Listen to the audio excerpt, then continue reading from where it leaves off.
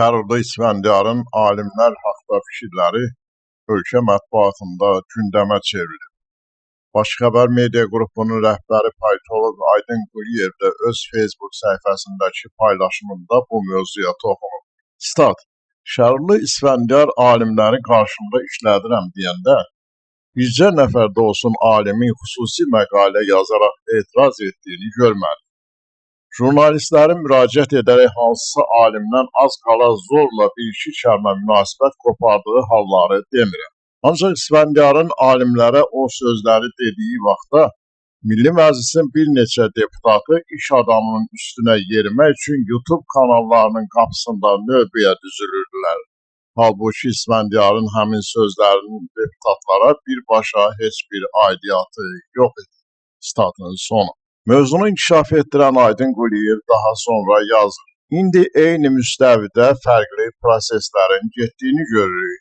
Bu dəfə İsfəndiyar Axundov birbaşa deputatların özlərini hədəfə alaraq deyir ki, bir vaxtlar Bakıda San Marino Universiteti bir keçiyə, bir qoyuna, bir toyuğa qiymət yazaraq diplom paylayanda, deputatların belə saxtakarlıqlara qarşı mübarizə aparmaq imkanları var idi.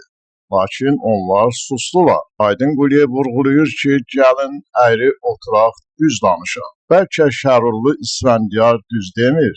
Doğrudan da çoxlu sayda dələdüz universitetlər, akademiyalar açıldı, bağlandı.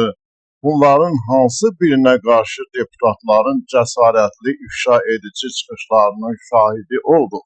Ancaq elə ki, iş işdən keçdi və ali instansiyalarda hansısa universitetin taleyi həll olundu, ondan sonra bəzi deputatlar xorla həmin universitetin məzarlığa yola salınan tabutuna son mıxları həvəslə çaldılar.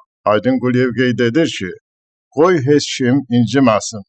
Elə İsfəndiyar bəy də bunu demək istəyir ki, siz deputatlar zamanında susmasaydınız, San Marino'nun qapısını bağlasaydınız, mən də gedib oğlanlarıma bugün hamının lağ elədiyi San Marino'nun donqili diplomunu almazdı. Maraqlıdır ki, İsfəndiyarın bu dəfə birbaşa deputatlara ünvanladığı fikirləri isə deputatlar yox, bəzi alimlər etiraz səsini qaldırır.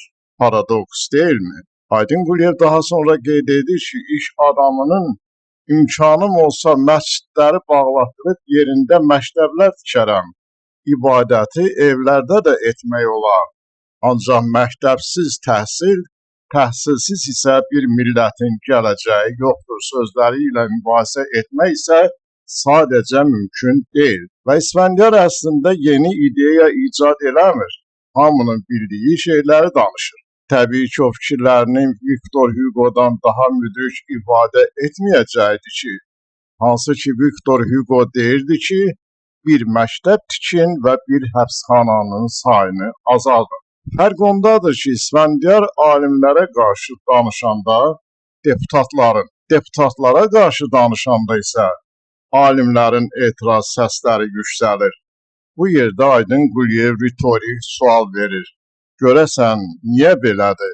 Sonda Aydın Quliyev belə nəticəyə gəlir ki, əgər Şərurlu İsfəndiyar deyilən şəxs özünün ana peşəsi saydığı inşaat sektorunda gülməli, faciəli, kriminal işlərlə məşğul olmasaydı, indi özünə aid olmayan sahələrə dair əslində bugünkü haqlı fikirləri qarşısında hamının daşa basdığı personaya çevrilməzdi. Bu da İsfəndiyarın paradokslarından biridir. Adam doğru danışanda da itham olunur. Çünki o öz sahəsində tikintidə doğru adam ola bilmədi.